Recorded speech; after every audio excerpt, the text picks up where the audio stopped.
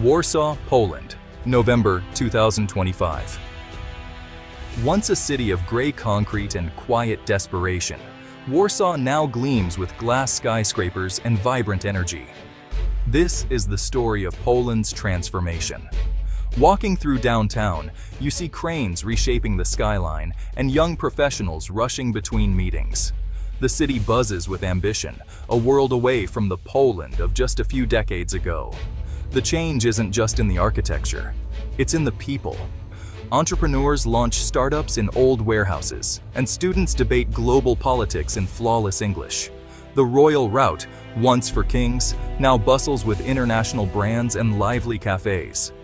Poland has sprinted from the 20th century into the 21st, rewriting its narrative from tragedy to triumph. Imagine, a city once leveled in World War II now boasts one of Europe's fastest-growing economies. The Vistula River, once lined with ruins, now reflects a metropolis in motion. This is more than recovery. It's a national rebirth. Poland's journey is a lesson in what's possible when a nation chooses its own destiny. This is Poland today, a phoenix, risen and soaring high. Before the skyscrapers, there was a different Poland, one shrouded in grayness and a lack of hope. Life behind the Iron Curtain meant the state controlled everything. Your job, your purchases, even your thoughts. Store shelves were empty, and queues for basics like meat or toilet paper stretched for blocks. While the West boomed, Poland was trapped in a centrally planned nightmare. Heavy industry was prioritized while citizens' needs were neglected. Cars and telephones were luxuries, and the currency was worthless abroad. People survived through kombinowanie, finding creative ways around the system, often relying on black markets and connections. But this constant struggle bred cynicism and eroded trust. The secret police were everywhere. Speaking out could mean prison. Young people dreamed of freedom, listening to forbidden Western music and longing for a world they'd never seen. The promise of communism had become a cage. The grayness was more than physical, it was a state of mind. By the 1980s, Poland was simmering with discontent, ready to boil over. Poland's drive for freedom is rooted in centuries of struggle. Its geography, flat, open, and vulnerable, made it a crossroads for invading armies. For 123 years, from 1795 to 1918, Poland was erased from the map, partitioned by Russia, Prussia, and Austria. The Polish language and culture survived only in private. Reborn after World War I, Poland was invaded again in 1939 by Nazi Germany and the Soviet Union. World War II brought unimaginable suffering. 6 million Poles killed, half of them Jews. Liberation never came, only a new Soviet-backed regime. The communist government suppressed dissent and targeted the Catholic Church, but resistance endured. This history forged a people fiercely protective of their sovereignty and unbreakable in spirit. The memory of lost freedom fueled the desire to reclaim it. In 1980, discontent erupted at the Lenin shipyard in Gdansk. The firing of activist Anna Walentynowicz sparked a strike led by Lech Wałęsa. What began as a labor dispute became a national movement for freedom. The strikers' 21 demands, posted on the shipyard gates, called for independent unions, free speech, and an end to censorship. The movement took the name Solidarity. Within months, Solidarity grew to nearly 10 million members, uniting workers, intellectuals, and students. The Catholic Church, led by Pope John Paul II, offered crucial support. For 16 months, Poland tasted freedom, independent newspapers, open debates, hope. Alarmed, the regime declared martial law in December 1981, outlawing Solidarity and jailing its leaders. Tanks rolled through the streets, and the dream was crushed. But the spirit of Solidarity survived underground. The people had experienced freedom and would not forget it. The seed of change had been planted. By 1989, communism was collapsing. Years of resistance and economic crisis forced talks between the government and Solidarity. Semi-free elections brought a new government facing bankruptcy and hyperinflation. The solution: radical shock therapy reforms, known as the Balcerowicz Plan.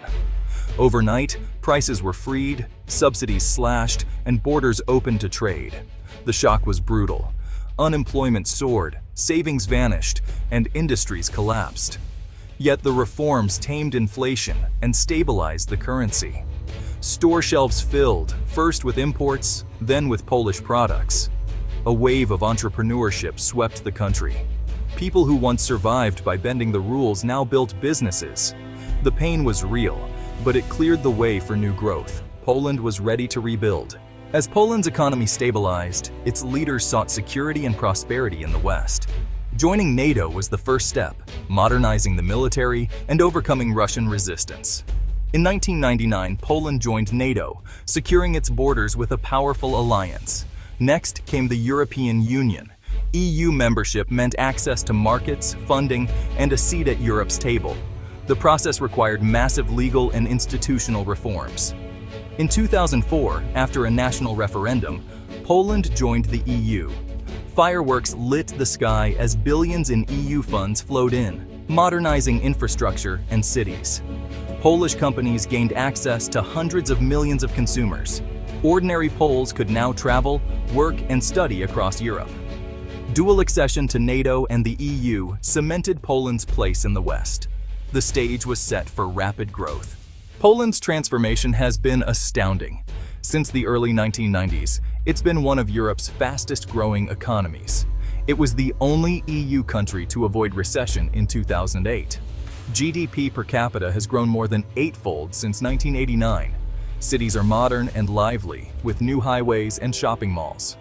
Life expectancy and healthcare have improved dramatically. A new generation is well-educated, multilingual, and globally connected. Poland's success is built on a dynamic private sector and innovation. Companies like CD Projekt have put Poland on the global map.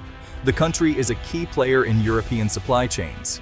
Millions emigrated for opportunity, but many are now returning with new skills. Poland has become an indispensable part of Europe's economy. Despite its success, Poland faces new challenges. A shrinking, aging population threatens future growth. Labor shortages and pressure on pensions and healthcare are mounting. Many profitable sectors remain foreign-owned, sending profits abroad. The next challenge: building Polish-owned global companies and escaping the middle-income trap. Internally, deep political and social divisions have emerged. Urban-rural, liberal-conservative splits fuel polarization and strain democracy. Externally, Russia's aggression has revived security fears. As a frontline NATO state, Poland has increased defense spending. Balancing economic ambition with security is now essential. The future will test Poland's resilience once again.